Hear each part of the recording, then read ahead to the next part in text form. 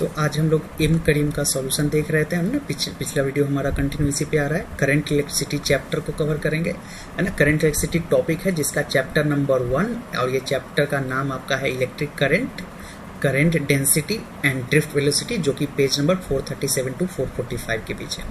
इसमें जो आज क्वेश्चन नंबर हम लोग डिस्कस करेंगे वो क्वेश्चन नंबर 36 टू 40 डिस्कस करेंगे, है ना। क्वेश्चन नंबर 36 टू 40 डिस्कस करेंगे और ये हमारा पार्ट 1 वीडियो, सॉरी पार्ट 1 नहीं, ये पार्ट 8 वीडियो होगा हमारा, है ना। और पार्ट 1 टू 7 वीडियो जिसमें हम लोग question number 1 to 35 already solve कर चुके हैं, जिसका प्लेलिस्ट मैंने आपको डिस्क्रिप्शन में दे दिया है, वहां से जाके आप पूरा सॉल्यूशन देख सकते हैं ना। तो स्टार्ट करते हैं। क्वेश्चन नंबर 36 है ना। तो क्वेश्चन नंबर 36 हमारा है। ओके सो 35 तो हमने कल सॉल्व कर ही लिया था, है ना। तो 35 सॉल्व करने की जरूरत नहीं है, इस पिछला वीडियो में हमारा अपडेटेड है। यहाँ पे क्वेश्चन नंबर 36 देखते हैं। देखिए, एक copper wire of diameter 0.01 metre is joined to end with a wire of diameter 0.02 metre. If current of 10 ampere flows through them, calculate the current density in each wire। अब देखिए, दोनों wire में हमने current density find करनी। तो question के according क्या कह रहा है कि एक कॉपर वायर है जिसका डायमीटर कुछ आपका 0.01 है और इसी के साथ इंड टू इंड कनेक्शन किया गया है एक आयरन वायर का। तो आयरन वायर का डायमीटर थोड़ा ज़्यादा है तो थोड़ा सा इसको बढ़ा।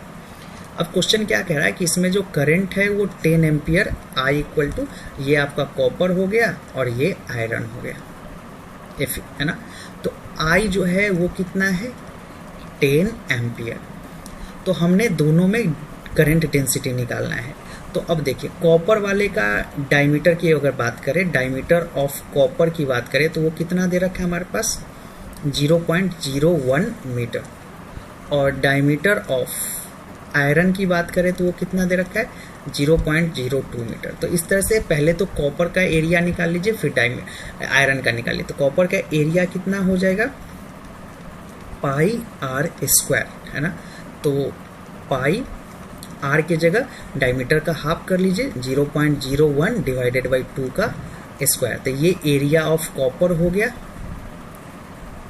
और ये एरिया ऑफ आयरन हो गया। तो आयरन का एरिया कितना हो जाएगा, पाई आर स्क्वायर ही होगा, है ना। लेकिन इसका रेडियस कितना, डायमीटर का हाफ हो जाएगा। तो मैं 0.2 से डिवाइड क्यों कर रहा हूँ, क्योंकि हमारे पास डायमीटर है। तो पाई आर स्क्वायर, तो ये तो एरिया था। अब इसी तरह से आपको करंट डेंसिटी कैलकुलेट करना है। तो J इज इक्वल टू क्या होता है, I बाई ए। तो करंट, कॉपर का करंट डेंसिटी हमारे पास क्या हो जाएगा, I की वैल्यू कितना है, 10 और एरिया कितना है। तो आप चाहे तो यहाँ पे पाई की जगह 3.14 इंटू 0.01 डिवाइडेड बाई 2 का होल स्क्वायर कर लीजिए। और आयरन का करंट डेंसिटी निकालने के लिए भी फॉर्मूला सेम है, I बाई ए। तो I की जगह आप पुट कर दीजिए, I की जगह पुट करिए 10 और एरिया की जगह पाई की वैल्यू 3.14 इंटू 0.02 बाई 2 का होल स्क्वायर पुट करेंगे। तो जब आप ऐसा पुट करेंगे तो आपके पास, अब जस्ट कैलकुलेशन में आपके ऊपर छोड़ रहा हूँ, इसको आप कैलकुलेट कर लोगे। तो कैलकुलेट करोगे तो आपके पास कॉपर का ये आ जाएगा और आयरन का ये आ जाएगा, है ना। तो जो भी आंसर है साइमल्टेनियसली आपका आंसर है। तो यही हमने कैलकुलेट करना है। मूव करते हैं क्वेश्चन नंबर 37 की ओर। क्वेश्चन नंबर 37 हमारा। तो क्वेश्चन नंबर 37 देखते हैं क्या कह रहा है। 37 और 38 इसी पेज में सॉल्व करेंगे। तो क्वेश्चन नंबर 37 जो है, there are 2 copper wire of same cross section area. मतलब सपोज कि मान लेते हैं ये फर्स्ट कॉपर वायर है, सेकेंड वायर है ना। चूंकि दोनों का डाटा लिखना है तो cross section of same area. तो पहले कॉपर वायर का भी एरिया ए है, इसका भी एरिया ए है। उसका दे कैरी सेम करंट, मतलब इसमें भी करंट की वैल्यू आई है, इसमें भी करंट की वैल्यू आई है। If their length are in ratio 1:2, तो 1:2 का मतलब है अगर पहले का लेंथ आप L मानते हो, है ना, फर्स्ट का लेंथ अगर आप L मानते हो, ठीक है ना, तो दूसरे का L क्या होगा, 2L मानना होगा। अगर इसकी मैं लेंथ L मान लूँ तो दूसरे का लेंथ क्या हो जाएगा, 2L। अकॉर्डिंग टू क्वेश्चन हम लोग ये डाटा लें। Then calculate the ratio of drift velocity in them. तो ड्रिफ्ट वेलोसिटी निकालना है। तो देखिए, drift velocity I is equal to NEAVD। अब आपको ड्रिफ्ट वेलोसिटी थोड़ा पता होना चाहिए क्या होता है, इसके लिए थ्योरी वीडियो है हमारा। अगर आप को नहीं आता है तो एक बार थ्योरी वीडियो जाके देखिए, मैंने उसका भी करंट इलेक्ट्रिसिटी चैप्टर का डिस्क्रिप्शन में लिंक दे रखा है, आप वहाँ से देख सकते हैं। तो यहाँ I क्या है, current, N is number of electron per unit volume, E तो इलेक्ट्रॉन का चार्ज है, A is area of cross, V D drift velocity. तो यहाँ से वीडी का फॉर्मूला क्या आ जाएगा अपने पास, आई अपॉन एन ई ए। तो पहले केस में अगर बात करें, फर्स्ट केस में अगर ड्रिफ्ट वेलोसिटी की वैल्यू निकालना हो तो ड्रिफ्ट वेलोसिटी का वैल्यू क्या होता है, आई अपॉन एन, एन की वैल्यू, एन तो हमें पता नहीं चूंकि तो एन ही रखते हैं, है ना, और ई एरिया कितना है, यहाँ पे एरिया ए ही हो जाएगा। सेकेंड का भी अगर हम लोग निकालें वीडी, तो I is equal to N E A. मतलब ड्रिफ्ट वेलोसिटी आपका किन किन चीज़ों पर डिपेंड कर रहा है, current, number of electron per unit volume, और ये इलेक्ट्रॉन तो चेंज होने से रहा, as area of cross section. तो चूंकि सेम वायर है, देखिए आपको थोड़ा सा लगेगा कि लेंथ अलग अलग है तो एरिया अलग है। एरिया ऑफ क्रॉस सेक्शन क्या, मान लीजिए ये मेरे पास एक वायर है ना, और एक दूसरा वायर है, दोनों वायर में बोल रहा हूँ सेम है और लेंथ अलग अलग है ना। अब सेम वायर है, लेंथ अलग अलग है, इसका ये मतलब नहीं कि दोनों का एरिया अलग अलग है। अगर ये लेंथ एल है और ये लेंथ 2l है, बट एरिया तो दोनों का सेम है जब मैंने सेम वायर बोला है ना। इसका मतलब एरिया भी नहीं चेंज करे, यानी करंट ड्रिफ्ट वेलोसिटी जिन तीन चीज़ों पे डिपेंड करता है वो दोनों ही केस में, फर्स्ट वायर के लिए और सेकेंड वायर के लिए सेम है। इसलिए आप दोनों को अगर drift velocity in first case, drift velocity in second case, दोनों को अगर आप डिवाइड करोगे है ना, फर्स्ट वायर में और drift velocity in second wire, तो आपके पास आंसर आ जाएगा 1/1, चूंकि दोनों कैंसिल हो जाएगा, सेम डिजिट सेम है, 1:1 आपका आंसर होगा। यही हमारा आंसर है ना। तो ये हमारा हो गया इसमें क्वेश्चन नंबर 37। तो आप एक बार स्क्रीनशॉट लीजिए वीडियो पॉज करके। मैं क्वेश्चन नंबर 38 की ओर मूव करता हूँ। क्वेश्चन नंबर 38 हम लोग अब सॉल्व करते हैं, ठीक है। तो क्वेश्चन नंबर 38 देखते हैं हम लोग। देखिए, तो अब इसको मिटाता हूँ मैं, आप एक बार ले लीजिए स्क्रीनशॉट, और हमारे चैनल को सब्सक्राइब जरूर करें। इस तरह के थ्योरी वीडियो और आपको सॉल्यूशन पूरे चैप्टर का टाइम के साथ आने वाले टाइम में अपलोड्स हो जाएंगे। और अगर वीडियो आप बहुत दिन बाद देख रहे हैं तो बहुत सारे चैप्टर अपलोड हो चुके होंगे, है ना। तो चैनल को सब्सक्राइब जरूर करिए, वीडियो को लाइक करिए ताकि हमें सपोर्ट हो। चलिए क्वेश्चन नंबर 38। क्वेश्चन नंबर 38 क्या कह रहा है, there are 2 iron wire having a radius. मान लीजिए ये फर्स्ट वायर, यहाँ भी हम लोग वैसे ही डाटा लिखते हैं, और ये सेकेंड वायर हैविंग रेडियस 1:2। अगर इसका रेडियस r है तो इसका रेडियस 2r है। लेंथ इन द रेशियो 1:4, तो इसका लेंथ अगर l है तो इसका लेंथ कितना है, 4l है। If their ratio of the current in them is 1:2, तो अगर इसमें करंट I है तो इसमें करंट 2I है, ये हमारे पास गिवन है। Then calculate ratio of drift velocity. तो अभी हमने ड्रिफ्ट वेलोसिटी का फॉर्मूला देखा है ना, जो I is equal to NEAVD है ना। यहाँ से ड्रिफ्ट वेलोसिटी का फॉर्मूला क्या हो जाएगा, drift velocity equal to I upon NEA। तो ये हमारे पास ड्रिफ्ट वेलोसिटी का फॉर्मूला है। तो दोनों ही केस में हम लोग ड्रिफ्ट वेलोसिटी की वैल्यू फाइंड कर लेते हैं। तो पहले वायर में ड्रिफ्ट वेलोसिटी मान लीजिए 1 बोल दें, तो ये कितना हो जाएगा, I अपॉन NEA। तो I की तो कोई चर्चा ही नहीं है, I दोनों में सेम है। NEA, तो N नंबर ऑफ इलेक्ट्रॉन वही रहेगा, पर यूनिट वॉल्यूम चूंकि सेम वायर है, 2 वायर्स हैविंग रेडियस है ना। तो देखिए अब यहाँ पे N की तो कोई चर्चा ही नहीं, N फिक्स है, E का तो कुछ सोचना ही नहीं, की वैल्यू हमेशा फिक्स है। अब एरिया कितना होता है, πr²। अच्छा एक minute, just a minute, current यहाँ पे चूंकि करंट दोनों में अलग अलग है ना, थोड़ा ध्यान रखें। तो अगला वायर जब लेंगे तो करंट की वैल्यू भी चेंज कर लेंगे, तो ये थोड़ा ध्यान रखिए। I अपॉन NE, ए कितना हो जाएगा, πr²। तो πr² इसका रेडियस है। इसी तरह सेकेंड केस का ड्रिफ्ट वेलोसिटी इन वायर 2 अगर हमने कैलकुलेट करना हो तो I अपॉन NE, और एरिया कितना हो जाएगा, पाई और r। सेकेंड केस में रेडियस कितना दे रखा है, रेडियस 2r है। तो यहाँ पे 2r का हमने क्या करना है, स्क्वायर। अब रेशियो फाइंड करना है तो दोनों को आपस में डिवाइड कर दीजिए। दोनों को जब आप डिवाइड करेंगे तो देखिए आपके पास जो आंसर आ जाएगा, VD1/VD2, मतलब पहले का ड्रिफ्ट वेलोसिटी दूसरे का ड्रिफ्ट, I से I कट जाएगा, NE से NE कट जाएगा, π² से π² कट जाएगा। आपके पास बचेगा यहाँ पे 4r² है ना, 4r²। ये तो हम अपने पास हो जाएगा 4r² अपॉन r² है ना। यहाँ पे हम लोग देख लेते हैं, यहाँ पे हमारा क्या गड़बड़ हो रहा है, πr² तो हो ही गया है ना, πr², और यहाँ रेडियस क्या है, 1:2 के फॉर्मेट में है, ठीक है। तो 2r², तो 4r² हो जाएगा। तो ये तो हमारे पास बिल्कुल सही है, बस थोड़ा सा कैलकुलेशन एरर आ रहा है। यहाँ पे हम लोग नीचे साइड में अच्छे से कर लेते हैं ना। तो यहाँ पे अगर आपने पूरा कैलकुलेट करा है तो देखिए ऊपर हमारे पास क्या है, ऊपर वो बचा है 1/r², नीचे क्या बचा है 1/4r² बचा है ना, 1/4r²। तो इसको अगर हम लोग इस तरह से सॉल्व कर ले, 1/r² इंटू ये हमारे पास हो जाएगा 4r²/1। तो देखिए r² से r² कट जाएगा, 4:1, बट हमारा आंसर जो आ रहा है।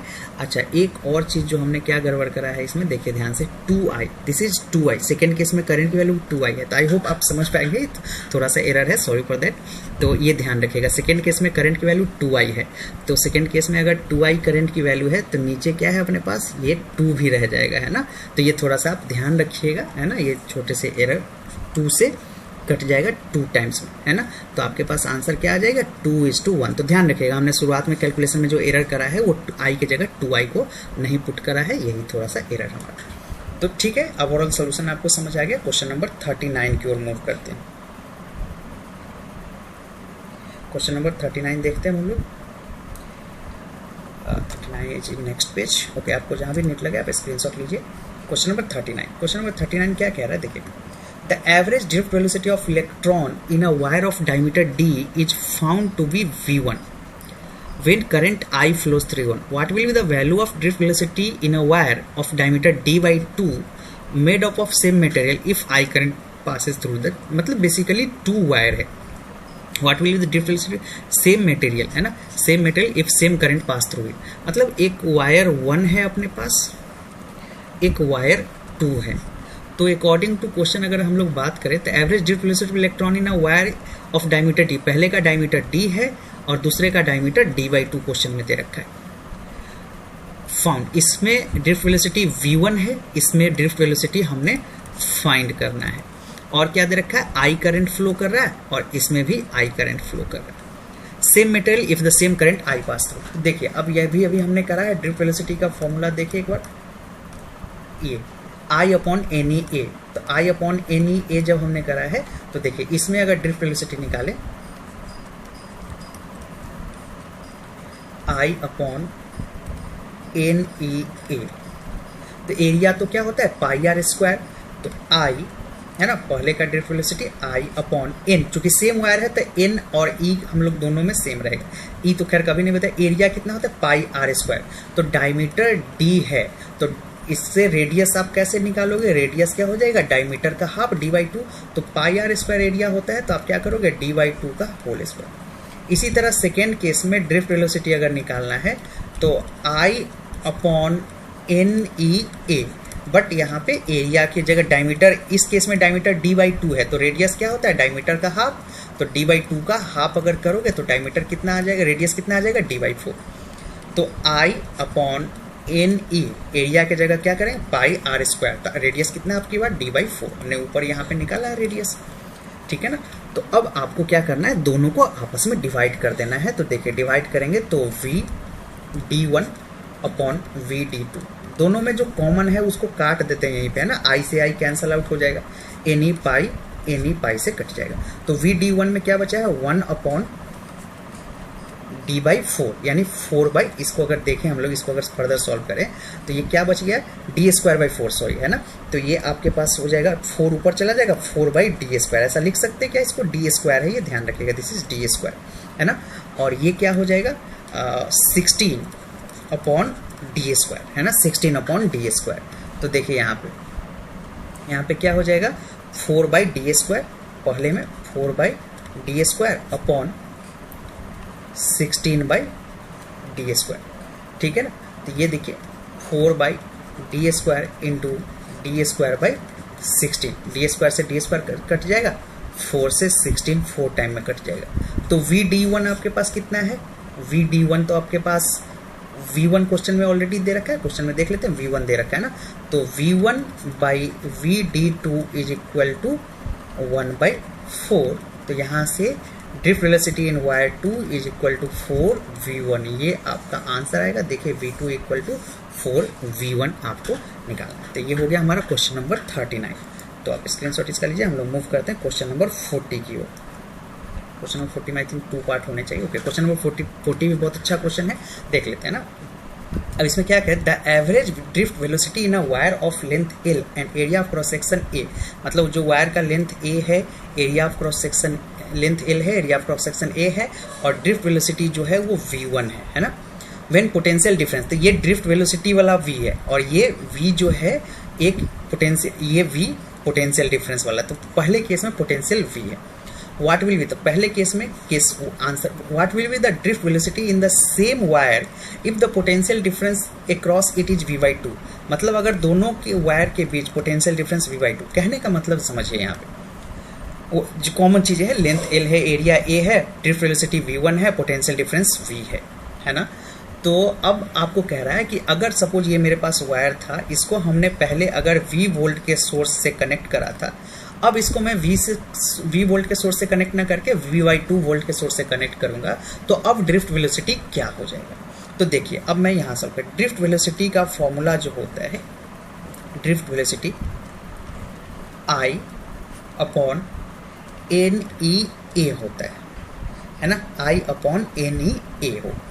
अब जरा देखिए यहाँ पे, यहाँ मैं साइड में कुछ जो फॉर्मूले यूज करूंगा उसको मैं लिखता चलूंगा ताकि आपको क्लियर होता रहे कि कौन कौन सा डाटा अपन ले रहे हैं कैलकुलेशन में, ठीक है।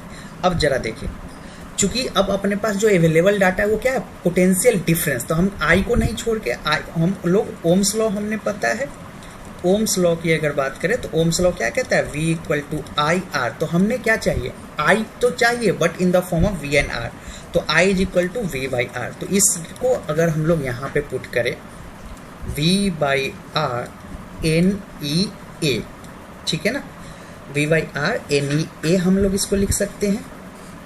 अब देखिए, अब चूंकि रेसिस्टेंस है तो अब हम लोग एक और चीज यूज करेंगे, चूंकि L है तो रेसिस्टेंस का फॉर्मूला क्या होता है, ρL/A।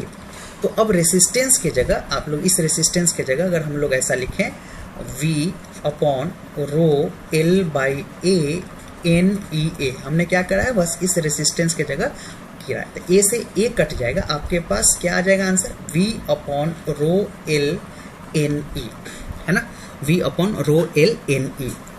तो ड्रिफ्ट वेलोसिटी का फॉर्मूला आपके पास VD जो हो गया वो V अपॉन ρL NE। अब देखिए ये जो फॉर्मूला आ गया अपने पास है ना, इस फॉर्मूले से अब हम लोग कंपेयर करते हैं। क्वेश्चन ने क्या पूछा है कि ये जो ड्रिफ्ट वेलोसिटी है वो अब क्या रह जाएगा, अगर वोल्टेज को हमने हाफ किया, अगर वोल्टेज को हमने V/2 किया तो ये ड्रिफ्ट वेलोसिटी कितना होगा। अब देखिए चूंकि सेम वायर है तो रेसिस्टिविटी नहीं बदलना है, लेंथ तो वही रह जाएगा, चूंकि वायर का लेंथ तो बदलने की बात है, वायर तो वही है, बस यहाँ सोर्स बदला है, एन तो बदलना नहीं है ना, चूंकि सेम वायर है तो number of electron per unit volume नहीं बदलेगा, ई तो खैर कभी नहीं बदलेगा।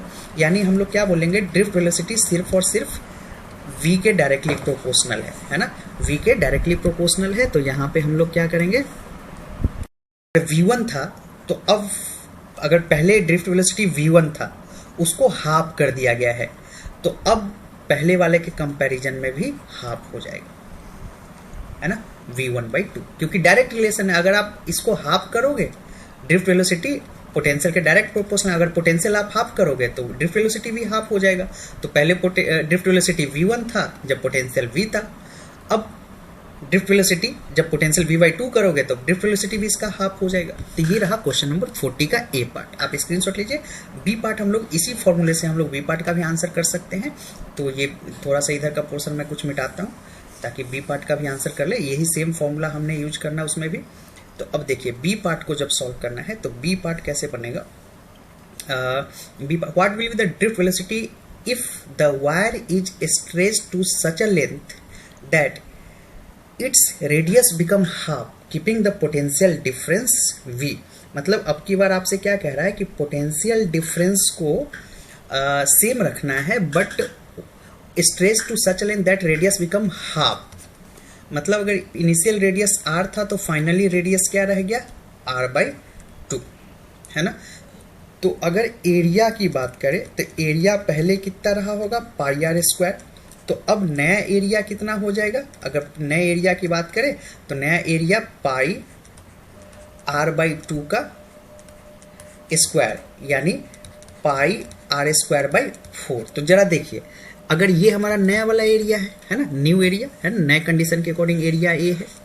शुरुआत में जब रेडियस को हाफ कर दिया गया तो एरिया भी कितना हो गया, a/4। जरा पाई आर स्क्वायर और पाई आर स्क्वायर बाई 4 दोनों को आपस में डिवाइड करिए, a/a' है ना, a/a' करिएगा तो आपके पास देखिए सब कट जाएगा, 1/4 ये हमारा पाई आर स्क्वायर हो जाएगा, 4/1 बचेगा, यानी हम लोग a' is equal to a/4।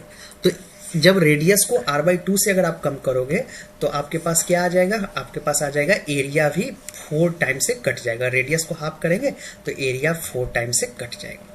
तो ये तो हमारा एरिया रहा। अब देखिए एरिया 4 टाइम से घट गया है ना, तो अब देखिए एरिया अगर 4 टाइम से कम होता है, ये एक रिलेशन ध्यान रखें। अगर मेरे पास कोई L लेंथ का वायर है और एक क्रॉस सेक्शन एरिया है, अब एरिया अगर 4 टाइम्स घट जाएगा, अगर एरिया अगर 4 टाइम से रिड्यूस होगा, अगर एरिया में a/4 कर दूं तो लेंथ को 4 टाइम से बढ़ना होगा, तो नया लेंथ क्या हो गया, 4L। ये चीज आप रिलेशन ध्यान रखेगा। एरिया a था, लेंथ L था। एरिया अगर a/4 किए तो उतने ही टाइम से, चूंकि एरिया और लेंथ को साइमल्टेनियसली अप्रोच करना होगा ना, एक घटेगा तो दूसरे को बढ़ना पड़ेगा, चूंकि वायर को स्ट्रेच कर रहे हैं है ना, कुछ तो उसमें से रिमूव नहीं कर रहा है ना, सिर्फ स्ट्रेच कर रहा है। तो ये एक छोटा सा कॉन्सेप्ट याद रखिएगा। अब इसके आधार पे हमने ड्रिफ्ट वेलोसिटी का आंसर करना है। तो देखिए अब जरा देखो यहाँ पे ये कितना, देखिए यहाँ से देखो ड्रिफ्ट वेलोसिटी और एल के बीच क्या रिलेशन, सब कुछ सेम है। ये फॉर्मूला से drift velocity is inversely proportional to 1/L। तो अल्टीमेटली हम ये तो देख ही चुके हैं कि लेंथ 4 टाइम से बढ़ गया है, यानी length has increased by 4 time, तो drift velocity has been decreased by 4 time. तो पहले ड्रिफ्ट वेलोसिटी v1 था तो 4 टाइम से डिक्रीज होगा, यानी v1/4। तो ये रहा पार्ट बी का आंसर। आई होप आपको सारे क्वेश्चन समझ आया हो। अगर कोई भी क्वेश्चन में डाउट हो तो आप बिल्कुल पूछिए। मिलते हैं नेक्स्ट वीडियो में। Thank you.